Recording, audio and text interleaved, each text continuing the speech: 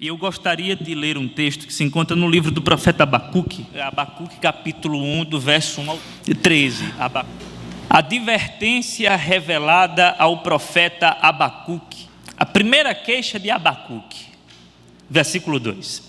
Até quando, Senhor, clamarei por socorro sem que tu ouças?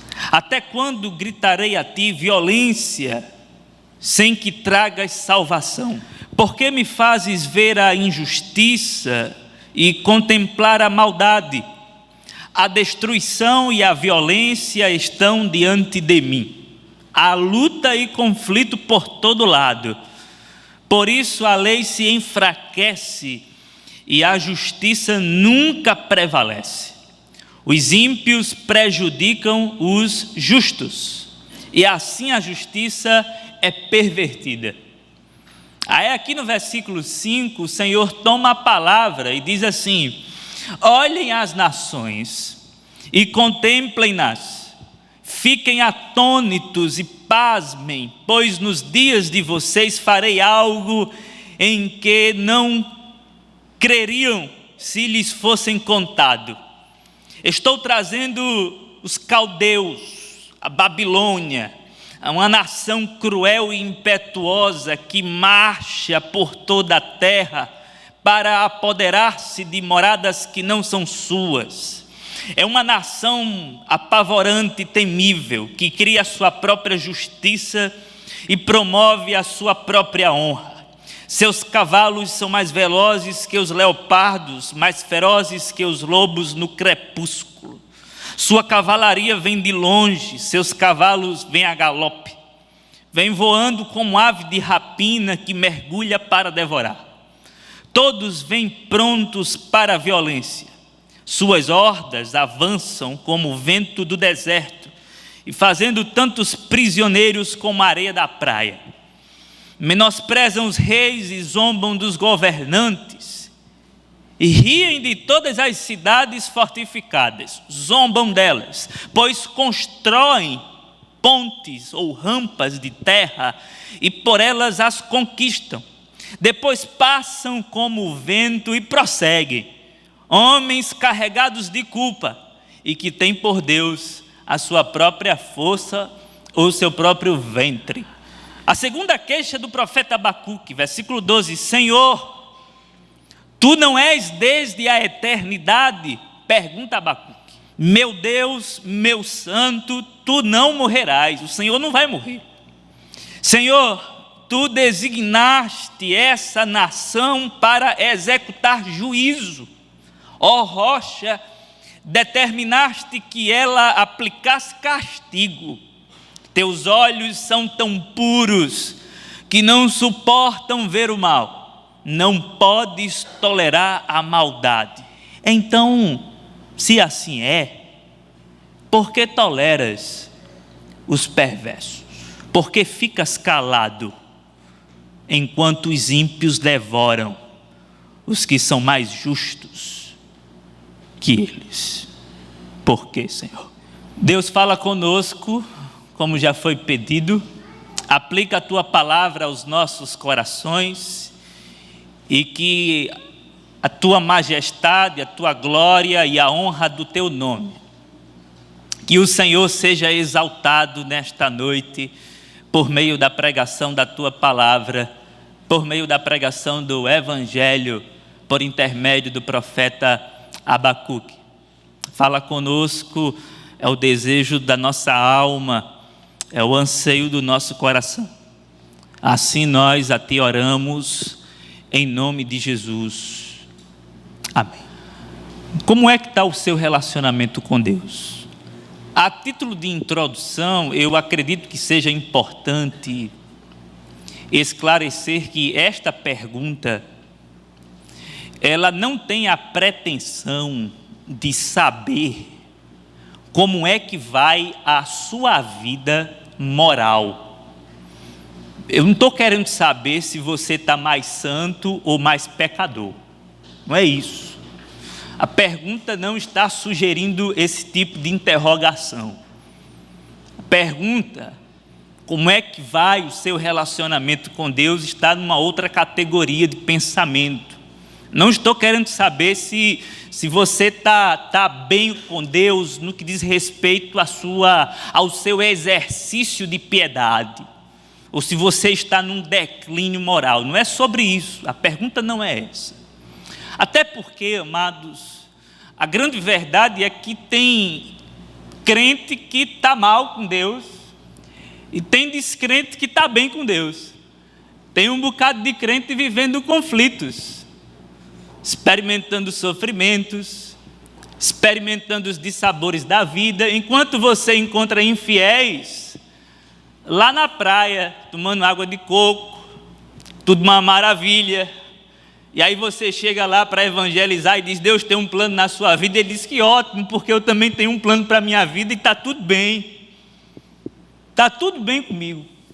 E Deus é uma bênção, diz o ímpio. Deus tem me abençoado tanto, nem mereço, nem vou à igreja, mas a minha vida está boa, os meus filhos estão crescendo bem, uma educação razoável, minha esposa está bem, está tudo bem. Às vezes você chega para o crente, está lá o coitado chorando na igreja: Senhor, até quando? Senhor, o que é que está acontecendo? Senhor. E é exatamente sobre esse tipo de relação com Deus que a pergunta ela alcança o seu objetivo. Portanto, quando eu pergunto como é que está o seu relacionamento com Deus, eu estou perguntando como é que vai a sua caminhada com Ele dentro desses parâmetros últimos que eu acabei de refletir e ponderar com vocês. Você está bem com Deus? E aí, dentro dessa pergunta introdutória, eu faço uma outra pergunta que eu a considero central e crucial para a nossa reflexão a partir de então. Alguma vez, em algum momento, você já se decepcionou com Deus? Você já viveu algum momento de decepção com Deus? Ou isso nunca aconteceu? Em alguma circunstância da sua existência, você pode identificar a instalação de uma decepção na alma para com o Criador, ou isso não aconteceu nunca? Essa pergunta ela é um pouco até agressiva para muitos, porque ela pressupõe algo inconcebível na mente de alguns crentes. Como se decepcionar com Deus? Porque Deus não decepciona ninguém. Eu sugiro um livro, e a propósito, tem um livro muito bom que eu sugiro para todos, que é um livro do Philip Yancey. E o título é muito sugestivo: Decepcionados com Deus. E o Philip Yancey, nesse livro, ele relata algumas histórias e algumas experiências de pessoas que se decepcionaram com Deus profundamente. Pessoas que entraram em crises profundas com Deus. Tem um personagem real no livro que entrou numa crise tão profunda e tão aguda que ele, no relacionamento com Deus, ele matou Deus. Não estava dando mais para se relacionar com Deus. Ele disse: não dá mais, eu mato ele. E aí você me pergunta: mas como é que se mata Deus? E Deus morre? Morre na mente dele, morre na teologia dele, morre na filosofia dele. Simplesmente o rapaz estava numa crise existencial, experimentando certas questões de ordem existencial, de ordem familiar, de ordem financeira. A vida virou uma bagunça. Ele começou a orar e não escutava absolutamente nada, e chegou num momento que ele não aguentou mais. E aí sabe o que foi que ele fez? Philip Yancey narra e disse que ele pegou a Bíblia, pegou os livros de teologia, e não fez o que Rodrigo fez hoje, não. Porque Rodrigo, cheguei ali, Rodrigo me presenteou com 3 livros ali bons, já cheguei ganhando presente aqui na presbiteriana, coisa boa. Mas esse rapaz, ele pegou todos os livros de teologia e a Bíblia e colocou na fogueira. Eu não quero conversa mais com Deus. Eu estou chateado, e sabe de uma coisa? Para mim ele não existe. Eu cheguei à conclusão, diz o sujeito, eu cheguei à conclusão que eu projetei um Deus. Eu cheguei à conclusão que eu criei um Deus e esse Deus não existe e eu mato esse Deus que eu criei, pronto. Não quero contato com ele, não quero. Ele me decepcionou muito. Talvez você ache isso um exagero. Mas que tal dar uma olhada na Bíblia? Se você, por exemplo, for lá para o capítulo 12 do profeta Jeremias, você vai encontrar um profeta extremamente em crise com Deus e carregado de decepção na sua alma. O primeiro parágrafo do capítulo 12 do profeta Jeremias é interessante demais, porque o profeta, ele chama a Deus para um confronto. Senhor, eu sei que tu és justo, todavia eu quero pleitear contigo uma causa. Eu tenho um problema, eu tenho uma queixa, eu tenho uma situação não resolvida. E tem coisas que estão acontecendo que eu não concordo. Eu simplesmente não concordo, eu estou decepcionado. E eu não estou exagerando na paráfrase, eu não estou exagerando, é só você ler. Dê um pulinho lá no Salmo 73, você vai encontrar um homem narrando a sua experiência, o seu testemunho de crise, de decepção. Quase que os meus pés escorregavam. Por pouco eu não apostatei. Quase. Asaf. Se demorasse mais um pouquinho, eu ia perder a fé. Porque Asaf chega a dizer que foi inútil frequentar o templo. Segundo alguns estudiosos, Asaf escreveu o Salmo de número 73 quando ele tinha entre 60 e 75 anos de idade. Isso para a nossa geração, alguém já velhinho, alguém já experiente. E ele entra ali numa crise com Deus e diz, olha, não está dando mais para caminhar e sabe de uma coisa, foi inútil toda essa minha corrida, foi inútil, para quê? Para que escola dominical? Para que culto à noite? Para que frequentar nas quartas-feiras? Para que tudo isso? Eu perdi foi minha vida. Eu vivi a minha vida inteira abortando pecados. Eu vivi a minha vida inteira praticando a piedade. Eu vivi a minha vida inteira me santificando. Mas eu estou arrependido por nunca ter me arrependido, porque eu nunca experimentei um pecado tão grave para me arrepender, e eu me arrependo agora. Vá para o livro de Jó, aí ali, meu amigo, por 16 vezes, Jó pergunta a Deus, por quê? Eu quero saber o porquê. Por quê? Por quê? Por quê? Por quê? Me responda.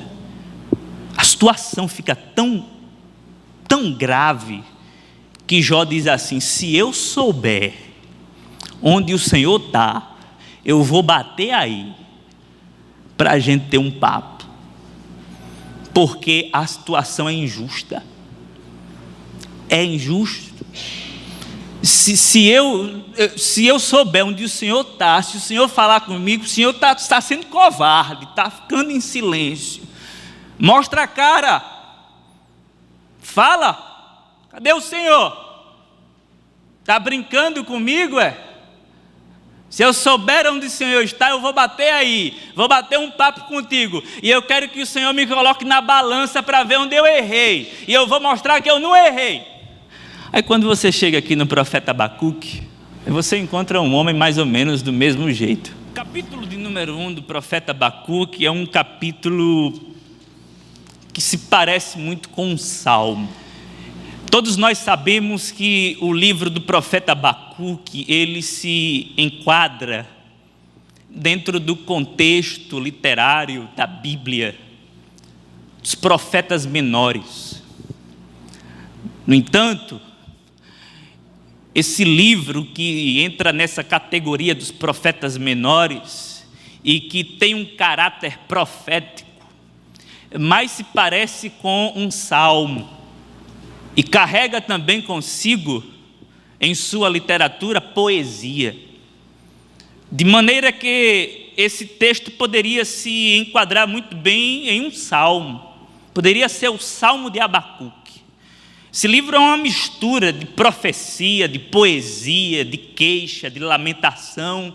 E quando nós chegamos aqui no capítulo 1, nós encontramos exatamente um profeta que está angustiado, profundamente angustiado, com suas razões de angústia, falando com Deus, com algumas queixas, e no bojo dessa queixa, ou dessas queixas, existem traços de decepções, e ele rasga a alma, abre o coração, verbaliza os seus sentimentos, e começa a expor a Deus tudo aquilo que ele não está gostando.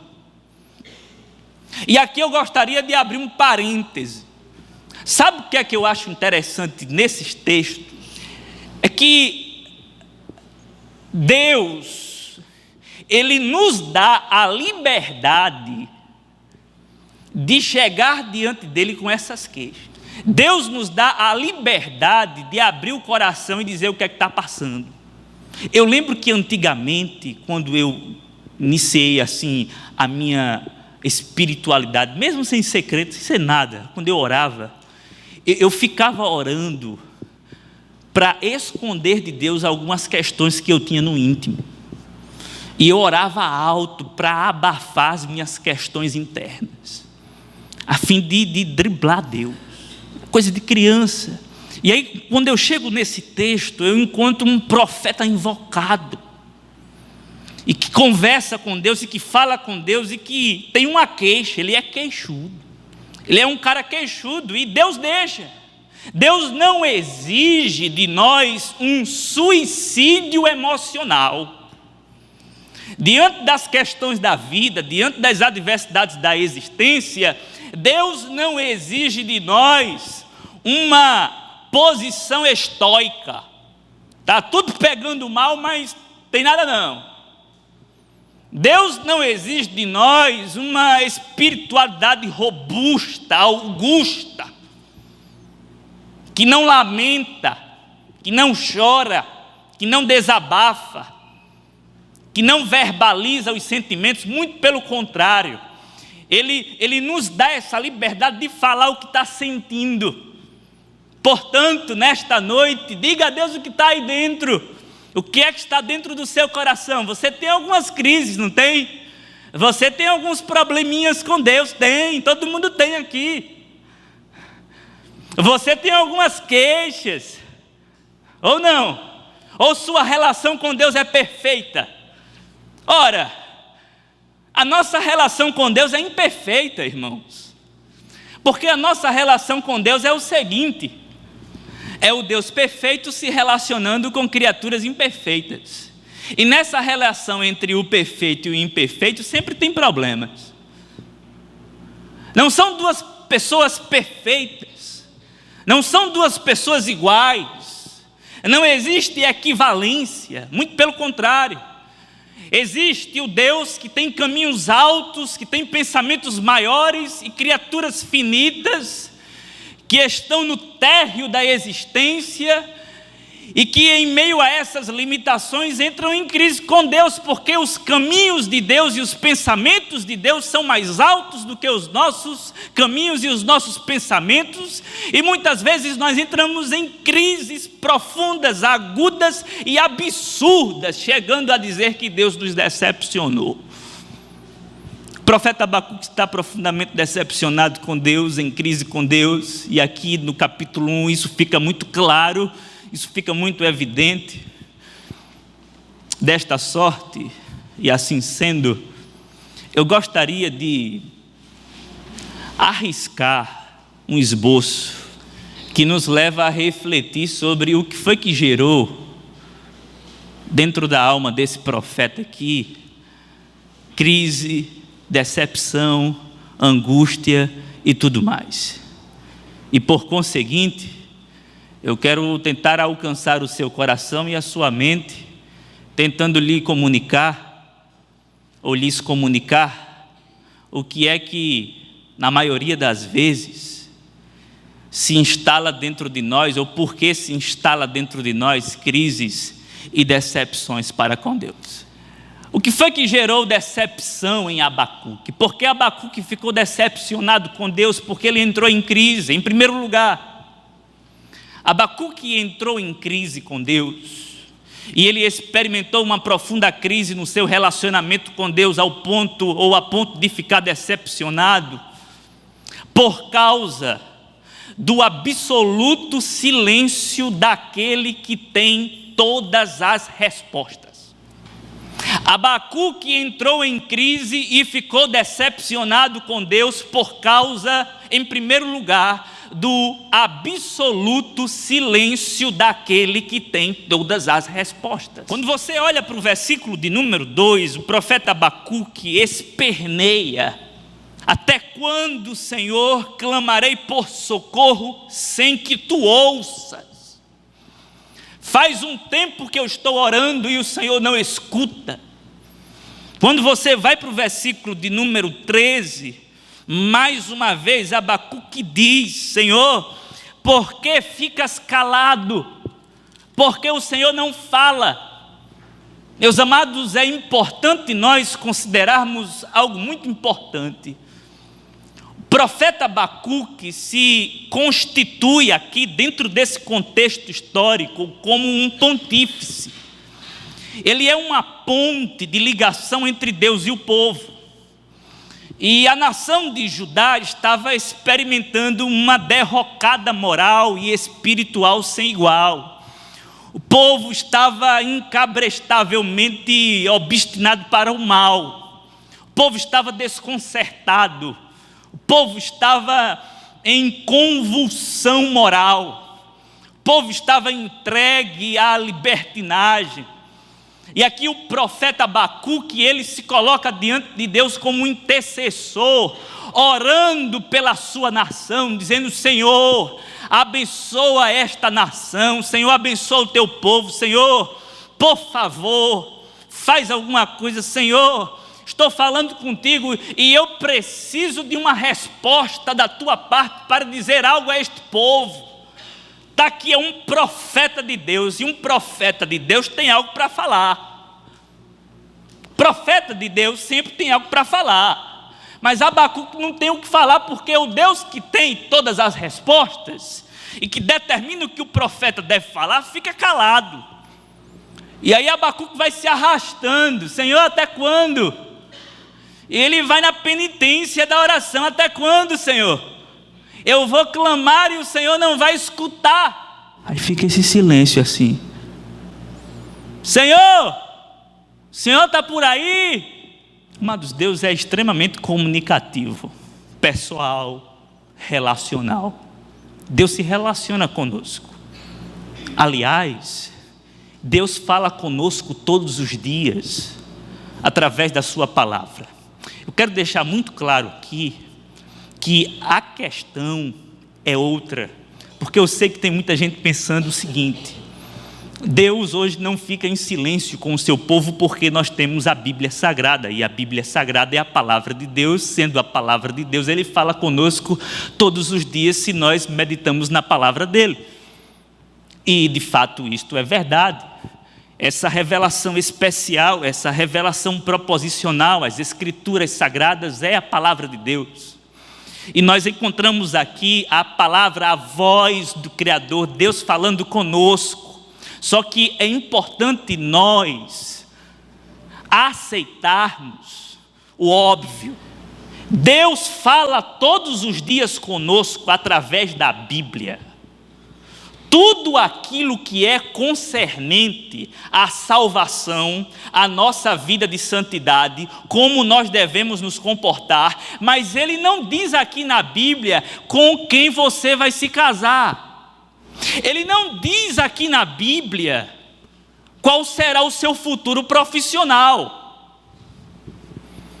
Deus fala conosco através de Cristo Jesus, o Evangelho ecoa aos nossos corações, ou nos nossos corações nós nos alegramos com a palavra de Deus, nós nos regozijamos com esse Deus que fala conosco constantemente por meio das Escrituras Sagradas, mas existem coisas periféricas, secundárias, que nos interessam, e que nós clamamos: Senhor, como é que vai ser isso? Procurar na Bíblia. Tem gente que diz assim: a Bíblia tem resposta para tudo. Tem não. Tem coisa que não. Tem coisa que você tem que partir para um relacionamento pessoal com Deus. E a própria Bíblia diz: vá orar. Vá orar para Deus falar com você pessoalmente. É algo pessoal. É algo com você. E aí é onde está o problema. É quando você parte para a oração, para o clamor, para a necessidade particular, e Deus resolve ficar em silêncio. Deus, o que será? Como vai ser? Ele não fala. Sei que tem gente solteiro aqui, ou solteira. Senhor, é quem? Mostra. A pessoa entra na igreja: Senhor, é quem? Será que é aquela que vai sentar ao meu lado? Dá-se um discernimento. Quando a pessoa entra na igreja, está todo mundo comprometido. A pessoa vai para outra igreja. Lá na igreja está um caso sério. E eu estou estimulando o pessoal a ir para outras igrejas. Fazer o quê? Todo mundo comprometido. Aí tem algumas pessoas que não estão atrás de alguém. Eu digo: vamos visitar algumas igrejas. E vocês estão liberadas. E liberados também. Vão encontrar onde? É bom fazer uma visitinha de vez em quando. Alguma comunidade cristã, sadia, lógico, né? Senhor, e o meu emprego, como é que vai ser, Senhor? Como é que vai ser o meu futuro? O Senhor quer que eu faça o quê? Teologia, sociologia ou engenharia? Aí o Senhor fica calado, aí você fica tonto. Eu vou fazer sociologia, aí vai fazer sociologia, aí chega lá e não gostei muito não. Teologia é melhor. Chega em teologia e diz: tem futuro não isso. Não dá dinheiro. Aí para engenharia, chega lá, problema. E aí sabe qual é o maior problema? O maior problema é que esse Deus sobre o qual nós falamos, e esse Deus que fala e que é comunicativo, Ele é sabedor de todas as coisas. Ele sabe de tudo. Ele sabe de todas as coisas, e aí é onde entra a crise, porque aquele que sabe de tudo resolve ficar calado para com aquele que não sabe de nada. E aquele que não sabe de nada fica suplicando aquele que sabe de tudo, para que aquele que sabe de tudo diga pelo menos alguma coisa. E esse Deus que sabe de tudo simplesmente resolve segredar, e fica em silêncio e não diz nada àquele que não sabe de nada. E aí a crise fica estabelecida. Senhor, até quando, Senhor? Eu vou ficar orando. Ou não tem ninguém aqui assim? Tem ninguém aqui assim orando? Senhor, até quando eu vou orar pelo meu esposo e o Senhor não vai escutar? Parece que o Senhor não está escutando. Parece que eu conheço lá o Isaías 59, versículo 1, 2, que os teus ouvidos não estão agravados. Eu conheço esse versículo e, aliás, eu estou em Cristo Jesus, então não tem nenhum problema não, o Senhor está me escutando, mas o Senhor não está falando comigo. Parece que os teus ouvidos parece que o Senhor está surdo. Vamos falar aqui na mímica, em libras, para ver se... Eu imediatamente me reporto para o Calvário. Porque lá no Calvário, o nosso Salvador, Ele foi como um cordeiro mudo para o matadouro. Foi para o suplício. Foi para a mão ou para as mãos dos malfeitores. Foi pregado numa cruz. E em um de seus brados, Ele disse assim: Deus meu, por que me desamparastes? O céu em silêncio. Mas bendito o silêncio de Deus no Calvário, porque foi através desse silêncio que hoje nós temos a resposta de salvação para a nossa existência. Foi através desse silêncio de Deus, foi através do clamor de Jesus, que não houve resposta, que hoje, nesta noite, nós temos a resposta de Deus para o nosso pecado, para a nossa situação existencial e para tudo aquilo que tem a ver com a salvação da nossa alma. Deus fala conosco através do silêncio de Deus na cruz do Calvário. Mas quanto às questões pessoais, às vezes Deus fica calado, e quando Deus fica calado, a gente entra em crise. Eu me lembrei agora de Madre Teresa de Calcutá, que perguntaram a ela, quem conta isso é o Ed René Kvitz, em um de seus livros, e Ed René diz assim, que chegaram para Madre Teresa e questionaram a vida de oração dela. Como é a sua vida de oração, Madre Teresa? Aí Madre Teresa disse, eu só escuto. Aí o cara disse, quer dizer que então a sua vida de oração é um exercício de escutar Deus. E o que é que ele fala, hein? Aí ela disse, ele só escuta. Eu só escuto e ele só escuta. O que Madre Teresa estava dizendo era que a vida de oração dela transcendia qualquer tipo de diálogo. Era uma relação mística, para além de qualquer papo, embora isso seja necessário, mas ela simplesmente estava dizendo que a vida de oração dela era uma constante. Ele me escuta e eu escuto, e ninguém fala nada com ninguém. E às vezes Deus fica assim, só escutando e não fala nada, e isso gera crise. Mas amados, em segundo lugar, o que foi que gerou crise? O que foi que decepcionou o profeta Abacuque? Por que ele ficou assim tão nervoso? E é interessante isso, porque quando o verbo clamar aparece aqui no versículo 2, o texto no hebraico traz a ideia de um coração perturbado. O profeta está perturbado, perturbadinho do juízo, está perturbado. Quando ele diz, clamarei por socorro, sem que tu ouças, ele está perturbado. E aí, em segundo lugar, se estabelece uma outra razão pela qual o profeta entrou em decepção com Deus. Não apenas por causa do absoluto silêncio daquele que sabe de tudo e tem todas as respostas, mas também por causa da aparente inatividade daquele que pode resolver todas as coisas. Além do silêncio, nós encontramos aqui no texto pistas que nos levam a concluir que Deus também estava parado. No versículo de número 3, aliás, no versículo 2 ainda, parte B, o profeta, até quando gritarei a ti violência, sem que tragas salvação? O contexto, como todos já sabem, é caótico. O rei Jeoaquim, que não era uma peça boa, estava no trono. E a essas alturas já havia lançado o contemporâneo de Abacuque, Jeremias, na prisão. Ademais, este rei já havia também queimado os rolos que continham a palavra do Senhor. Um rei perverso.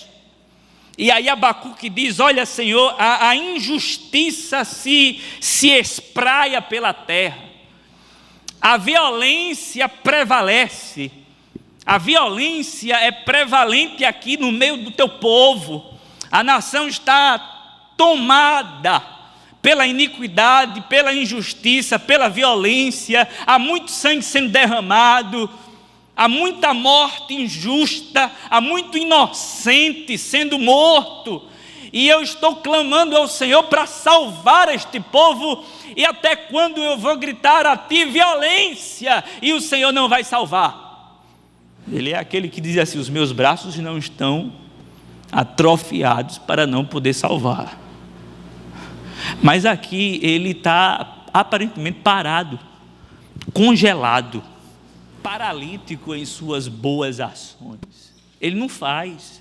Senhor, eu estou gritando para o Senhor salvar e o Senhor não salva. O Senhor pode salvar, mas o Senhor não salva. E isso está gerando em mim uma certa... Quem nunca experimentou essa crise? Principalmente nós que acreditamos na graça irresistível. Principalmente nós que acreditamos na soberania de Deus. Que o Criador a qualquer momento pode tirar o coração de pedra da criatura e colocar um coração de carne, e tirar o espírito velho e colocar um espírito novo. Quem aqui não entrou nessa crise, crendo desta forma? Deus é soberano, amados? É. Pode fazer todas as coisas? Pode. E faz quando quer. Quando Ele quer agir, ninguém pode impedir. Só que aqui Ele não quer agir. Ele não quer agir. E a única pessoa que pode resolver essa situação aqui é Yahvé, ou Yahvé. É Jeová. E Ele não quer. Por que Deus não salva o teu marido, hein? Por que Deus não tira o teu filho dessa situação? Sei que aqui não tem campanha não, né? Campanha dos milagres, essas coisas. Eu imagino assim, tem um livro do Paulo Romeiro, que é Decepcionados com a Graça.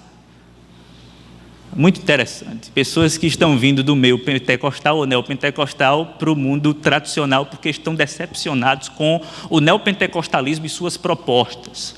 Mudança de vida, isso e aquilo, e às vezes as coisas, na maioria dos casos, as coisas não acontecem. E nesses lugares a fé é um instrumento, ou é algo que coloca Deus em movimento. Deus ele age por meio da nossa fé. Meu amigo, Abacuque tinha fé ou não, gente? Eu acredito que ele tinha fé. Acredito que ele tinha fé para Deus salvar a hora. Ele estava pedindo, Senhor, salva, Senhor. Mas ele resolve ficar parado. Talvez Deus esteja parado. Deus não está salvando o seu parente, o seu tio. Deus não está salvando o seu primo. Deus não está operando. Talvez você diga assim, Deus, tira essa tentação dentro de mim. E simplesmente a tentação continua no dia que vem. Senhor, resolve esse meu problema familiar e no outro dia piora. Senhor, essa doença, eu sei que o Senhor pode erradicar esse câncer. Aí no outro dia, piora. Não acontece isso? Mas Deus não pode fazer? E por que Ele não faz? Não está dando. O Senhor está me decepcionando. Porque o Senhor pode, né? O Senhor pode fazer, salvar, mas parece que o Senhor não quer. O Deus operante fica inoperante. Isso gera crise, decepção e muita angústia na alma, quando Deus não age. E na cruz do Calvário, Deus resolveu não agir também, olhando o sofrimento do seu filho. E o próprio Jesus disse a Pilatos, Pilatos, se eu quisesse convocar uma turma de anjos para destruir tudo aqui, eu faria. E nenhum poder você teria sobre a minha vida se do alto não te fosse dado. E o que eu acho extremamente incrível nesse lance do Evangelho é o Deus comedido. Ele pode acabar com tudo, mas Ele prefere não agir. Vai, sai dessa cruz, faz alguma coisa, salva-te a ti mesmo. Fica aqui mesmo. Parece que Ele está chamando por Elias, parece que ele curou muita gente, mas agora está assim. Bendita passividade de Deus, que trouxe salvação para a nossa alma. Ainda bem que Ele ficou passivo no meio de toda a agressividade. Ainda bem que Ele aceitou o juízo de Deus. Ainda bem que Deus não operou segundo a expectativa positiva nossa, mas segundo aquilo que Ele já tinha planejado de antemão. Mas talvez Deus esteja parado com você, isso gera crise, eu sei. Mas em terceiro lugar, gente, o que é que pode decepcionar a nossa alma? A estranheza dos métodos de Deus. Guarde isso no seu coração. A estranheza dos métodos de Deus.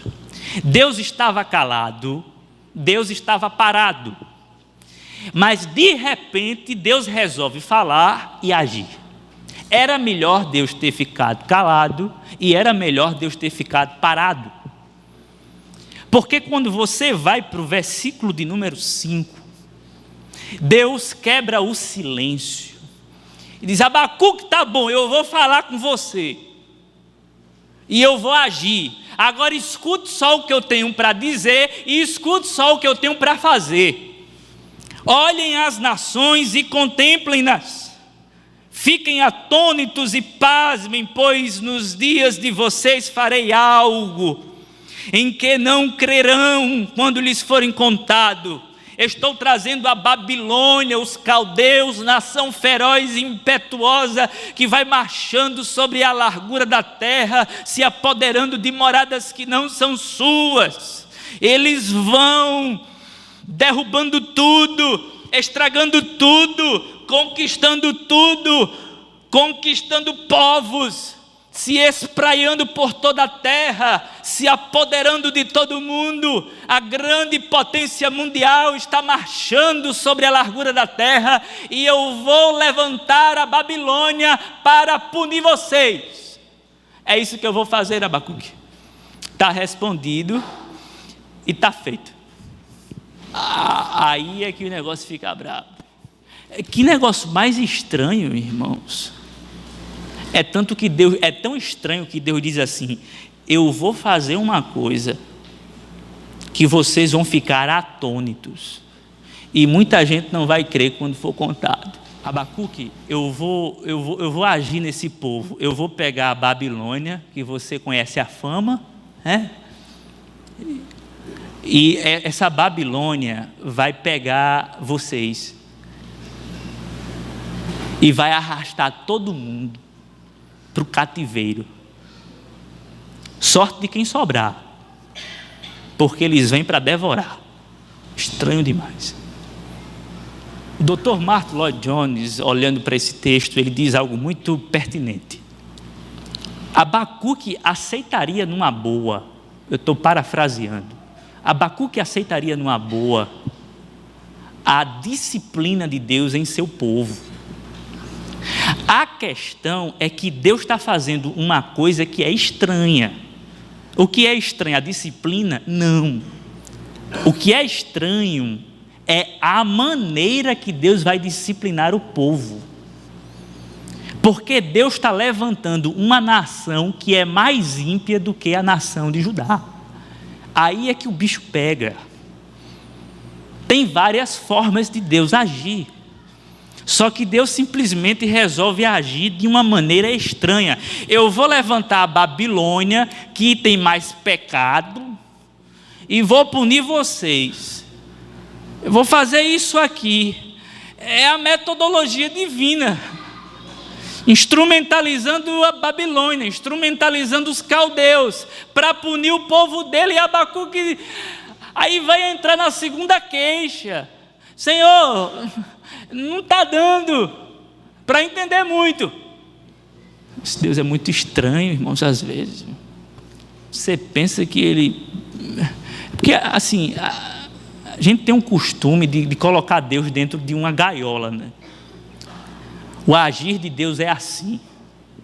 Tem até uma música que diz assim: o agir de Deus é lindo na vida de quem é fiel. É lindo o agir de Deus. No começo tem provas amargas, mas no fim tem um sabor de mel. Eu nunca vi um escolhido sem resposta. Mas, Senhor, a Babilônia vai matar um bocado, que sobrar vai levar, e é assim que eu vou agir. Irmãos, Deus, em sua estranheza de ação, em seus métodos estranhos. Ele deixa a gente meio que tonto assim, porque nós ficamos sem saber como é que ele vai agir. E ele faz isso de propósito, para que todos tenham a consciência de que ninguém pode determinar como é que vai ser. Ninguém pode estabelecer um limite de ação. Ninguém pode prender Deus dentro de uma caixa. Ninguém pode saber como vai ser. Ele fica surpreendendo sempre. Lá no concílio, eu fui conciliado há pouco tempo e eu já estava assim um pouco preparado por algumas pessoas experientes. E aí uma das primeiras perguntas, ou a primeira pergunta foi: quem é Deus? Eu disse: rapaz, pergunta complicada essa, porque definir Deus é limitá-lo, né? Eu disse: rapaz, assim, eu fiquei meio gaguejando, quem é Deus? O cara ficou parado. Eu disse: meu irmão, não tem como definir Deus, embora João defina dizendo Deus é amor, no entanto ele está arranhando a superfície da pessoa de Deus, até porque é linguagem limitada e humana. Quem é Deus? Ora, Deus extrapola a nossa razão. Deus está para além do nosso raciocínio lógico acerca da pessoa dele. Deus não cabe no meu semináriozinho. Deus não cabe aqui. Deus não cabe, simplesmente ele sai fora. Os discípulos estavam lá em alto mar e tinham deixado um barquinho para Jesus ir ao encontro deles, porque Jesus tinha dito: olha, vão na frente porque eu vou orar. Aí mais tarde os discípulos estão enfrentando uma tempestade, aquela questão todas que vocês sabem já. O que é que acontece? Aí vem Jesus, está tudo escuro, uma tempestade, um toró, e vem aquele pessoa andando sobre as águas. Aí os discípulos ficam, cada um se agarrou no outro, aí um fantasma, apareceu um fantasma, logo agora nessa tempestade, um fantasma, tem uma assombração. Aí Jesus diz: ei, que é isso? Estão me confundindo com um fantasma, sou eu, não temais. Sabe qual era o problema, irmãos? Os discípulos haviam determinado como Jesus viria, de barco. A gente deixou um barco, e aí ele vem a pé, andando sobre as águas. Não é ele porque a gente deixou um barquinho, porque ele não veio de barco. E a gente fica nessa. Quando ele não vem de barco, a gente diz: é um fantasma. Porque ele contraria aquilo que a gente estabelece como padrão para a ação dele. E quando ele contraria isso, e quando ele vai para além da nossa imaginação, a gente diz: é um fantasma, fugiu da lógica, fugiu do meu raciocínio, não dá, é um fantasma, porque não está vindo como eu quero, não está agindo como eu acho que deve ser. Talvez Deus esteja agindo na sua vida e você esteja dizendo: é um fantasma. Aliás, um fantasma não, né? É o capeta. Deus não, que Deus não age assim. Só pode ser o diabo. Talvez Deus esteja andando na contramão dos seus desejos. Aí o capricho do seu coração, aliado ao seu raciocínio lógico acerca de quem é Deus, diz assim: não é Deus não. Porque Deus, ele age da forma mais estranha possível. Agora, por favor, está gravando, né?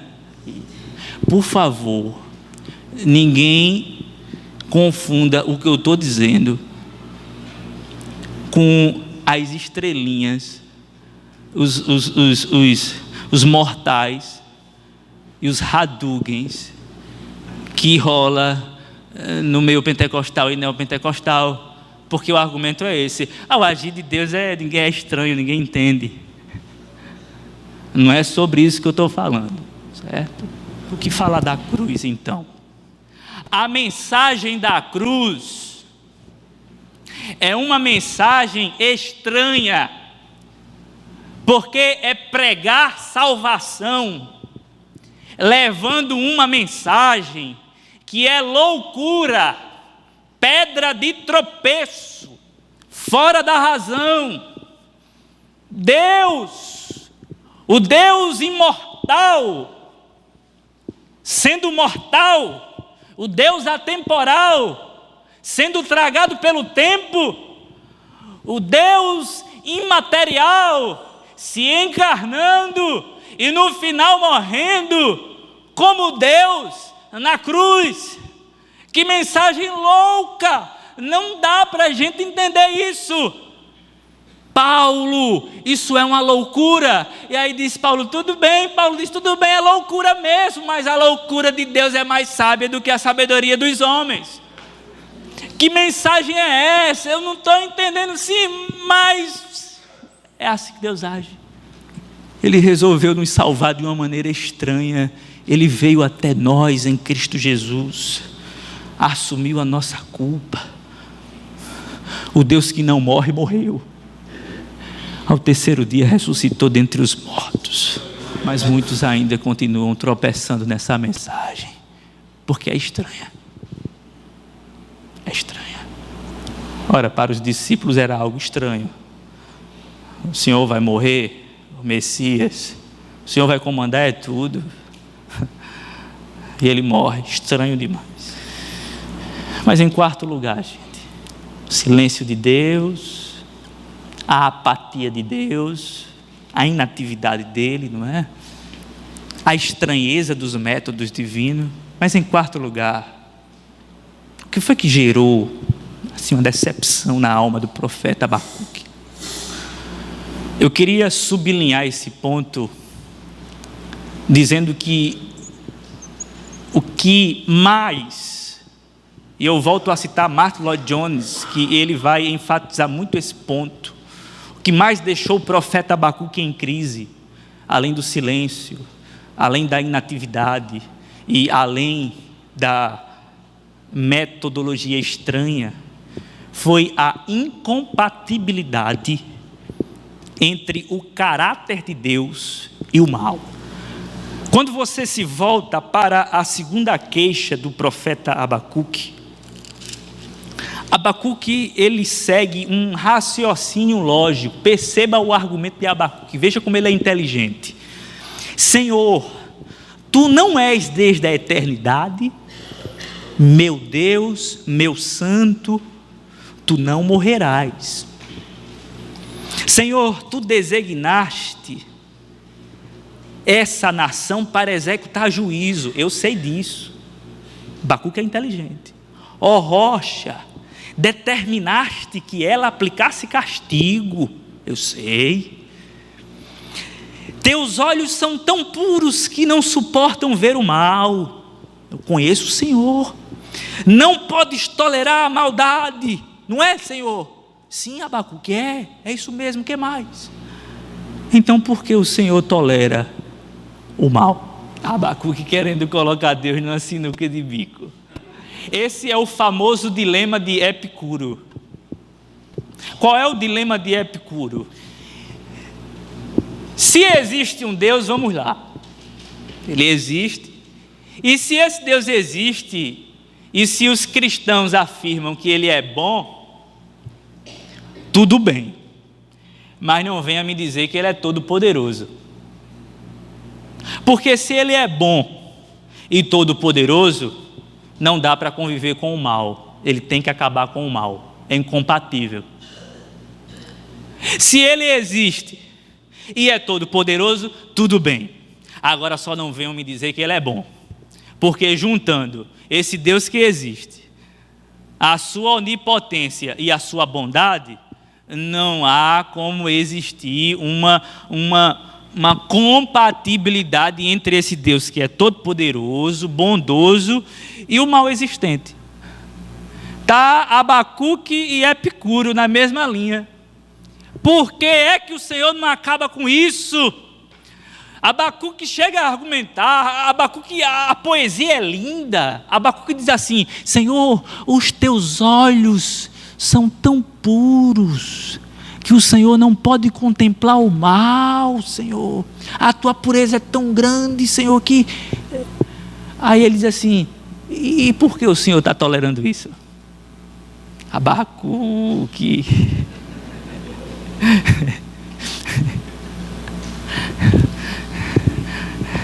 E aí, dá para resolver essa questão ou não?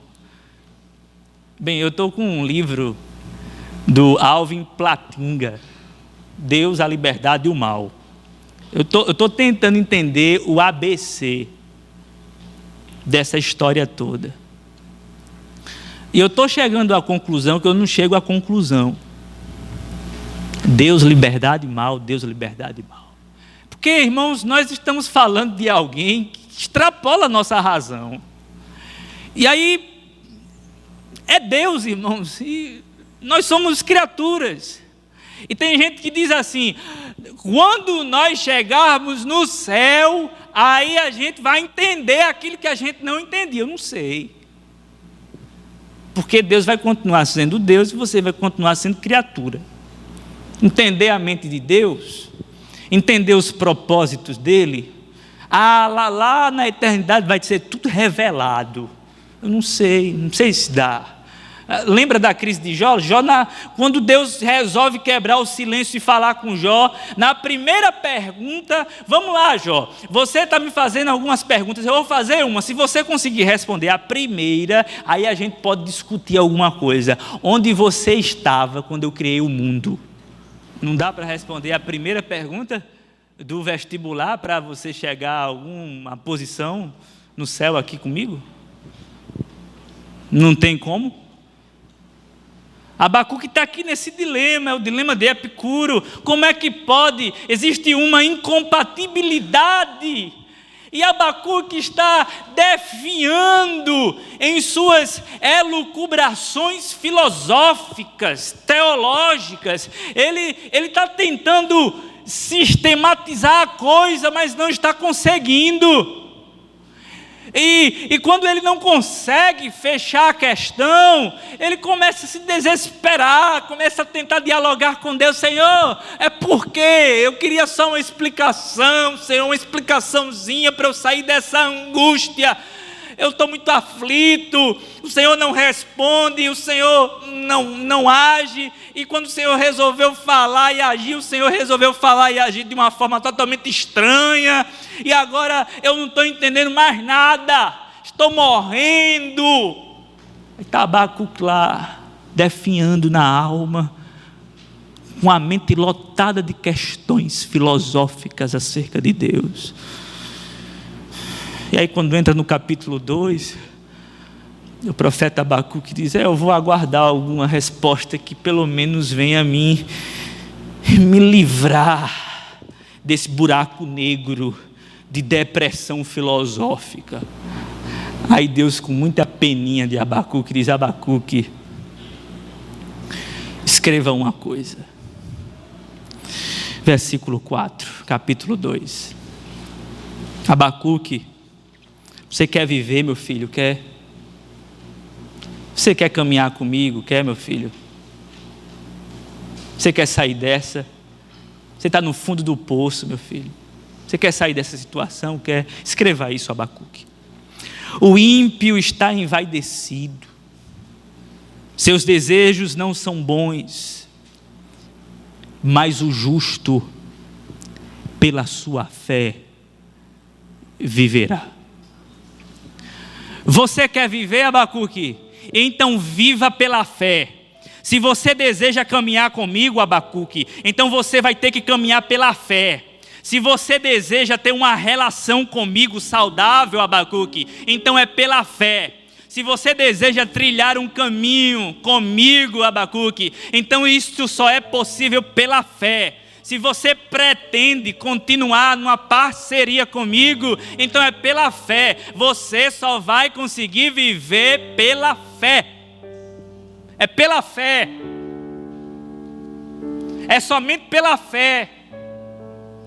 Eu concordo plenamente com John Stott quando ele diz que crer é também pensar. E concordo com o Dr. R.C. Sproul, quando em seu livro, O Conhecimento das Escrituras, ele diz que a fé não está desvinculada do intelectualismo. Eu concordo. Mas eu também entendo que a fé, embora dentro de todo esse contexto de razão, ela está além da razão. Ela está além de qualquer tipo de ponderação e reflexão humana. Não é um salto no escuro, como disse o filósofo dinamarquês Søren Kierkegaard. Não é. Mas é uma confiança absurda naquilo que Deus disse e que não deu notas de rodapé, não deu explicação. Você vai ter que confiar em mim. Você não vai entender agora e talvez não entenda nunca, mas você vai confiar em mim. E aqui eu gostaria de apresentar 2 aspectos dessa fé para concluir a mensagem.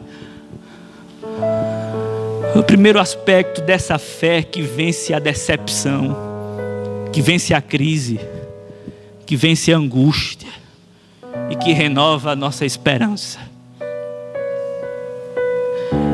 Essa fé, em primeiro lugar, é uma fé que projeta o triunfo de Deus sobre o mal. Se você continuar lendo o capítulo 2, você vai encontrar os 5 ais de Deus. Ai, ai, ai, ai, ai. Ai da nação que assim. Ai do povo que age assim. Ai da Babilônia. Ai de todos os povos. Esse ai sugere juízo. É o juízo de Deus. Só que esse ai, sugerindo esse juízo de Deus, pressupõe a esperança da restauração de Deus sobre todas as coisas. Existe uma simultaneidade de ações aqui. Deus vai julgar, Deus vai punir, Deus vai varrer a iniquidade da terra, Deus vai destronar a Babilônia, e não somente a Babilônia, mas todos os tronos da perversidade humana, e vai estabelecer o seu reinado. Deus julgará a terra com retidão, e a retidão vai tomar conta da terra, como diz o versículo de número 14. Mas a terra se encherá do conhecimento da glória do Senhor, como as águas enchem o mar. Um dia, esse Deus que não está me dando explicações e que sabe que eu não entendo de muita coisa, Ele vai julgar a terra. Ele vai estabelecer o seu reinado por meio do varão que Ele predestinou, por meio do varão escolhido, por meio de Cristo Jesus. Ele reinará sobre esta terra e Ele varrerá da terra tudo aquilo que é diabólico, tudo aquilo que é injustiça, tudo aquilo que é impiedade, tudo aquilo que é pecado, tudo aquilo que é imoral, tudo aquilo que é perversidade, tudo aquilo que não tem comunhão com Deus. Deus agirá com os seus ais, e quando Ele agir com os seus ais, Ele vai estabelecer a segurança em toda a terra, de modo que os filhos de Deus que hoje sofrem e vivem os seus dramas, vão experimentar da alegria plena e total na presença de Deus. Abacuque, eu vou dar um jeito nisso tudo no final das contas. Mas eu tenho um segundo aspecto dessa fé. Essa fé não é uma fé apenas que projeta a vitória de Deus sobre o mal, numa escatologia próxima, mas essa fé é uma fé que se contenta em Deus, mesmo quando esse julgamento ainda não veio. Versículo 17 do capítulo 3. Mesmo que a figueira não floresça e não haja uva na videira, mesmo falhando a safra de azeitonas, Não havendo produção de alimento nas lavouras, nem ovelhas no curral, nem bois nos estábulos, ainda assim eu exultarei no Senhor e me alegrarei no Deus da minha salvação. O Senhor, o soberano, é a minha força. Ele faz os meus pés como os do servo, faz-me andar em lugares altos, para o mestre de música, para os meus instrumentos de corda. Ainda que as coisas não deem certo, ainda que a minha vitória pessoal não chegue, ainda que não floresça a árvore que eu tanto desejo que floresça,